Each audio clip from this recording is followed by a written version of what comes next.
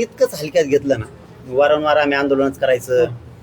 आम्ही वारंवार मग त्यावेळेस त्यांनी थोडीशी हालचाल करायची आंदोलनाच्या वेळेस. तर मग मी जाहीरपणानंच सांगतो, विखे पाटील साहेब आणि फडणवीस साहेब, पुढचा काळ जड जाईल बरं का. कारण मी समाजाच्या हाल अपेष्टा नाही बघू शकत. तुम्ही जर वारंवार नुसतं भुलवतच राहणार तर हे मात्र चालणारच नाही आहे. तुम्हाला पुढचा काळ मग जड जाईल.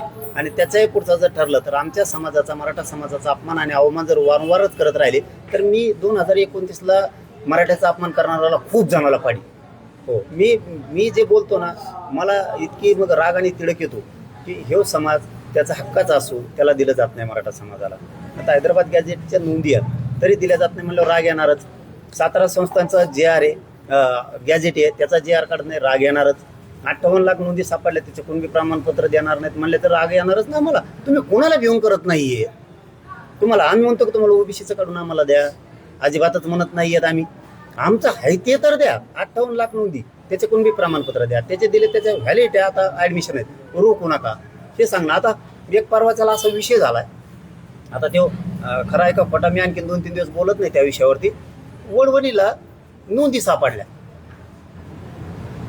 मोडी लिपीचे, आणि तिथला कोण तहसीलदार आहे वडवणीचा, आणि कोणीतरी सोनिका स्वामी काहीतरी नावाचा एक अधिकारी बीडला, काय काहीतरी आहे कोणीतरी. आता मी ते सांगितलंय करा, नाही केलं तर मग चौकशीच्या फेऱ्यात ह्या दोघांना पण घेणार. त्यांनी त्या NIC वरचे अपलोड केलेल्या नोंदीच उडविल्या.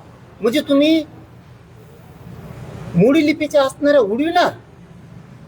तिथं आता 2000 लोक आहेत, म्हणजे 200 कुटुंबाचा वाटोळा करायला तुम्ही कोणी अधिकार दिला तुम्हाला?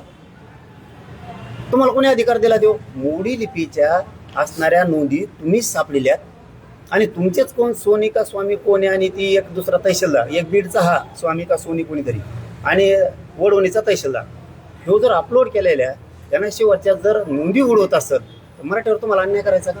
पण 200 कुटुंबाचं वाटोळं व्हायला थोड्या तरीक्या नाही भाऊ, 200 कुटुंबाचं, आणि तिथं 2000 लोक आहेत त्या आडनावाचे, आंबोरे आडनावाचे. तुम्हाला कोणी अधिकार दिला उडवायचे ते? म्हणजे हे सुद्धा मी आता उपसमितीला सांगितलंय आज. मी आता ही विषय बावनकुळे साहेब सुद्धा कानावर टाकणार आहे, कारण त्यांच्याबद्दलही थोडंसं मला ऐकायला आलं. आता ते खरं खोटं असं ते नंतर बोलन मी त्या विषयावरती. परंतु मला तरी वाटतं की बावनकुळे साहेब असं काही करतील वाटत नाही. आणि विखे पाटील साहेब सुद्धा, यांना दोघांनाही सांगितलंय मी की त्या नोंदी पुन्हा अपलोड झाल्या पाहिजेत, नसता त्याचे परिणाम तुम्हाला भोगावं लागणार आहे. कारण मी एकदा आंदोलन करून गप नाही बसत बघा, भरोसा नाही ठेवत. मी आता थोडे दिवस वाट बघणार, मग खूप जड जाईल. मात्र हे फडणवीस साहेबांनी विखे पाटलांनी लक्षात ठेवावं.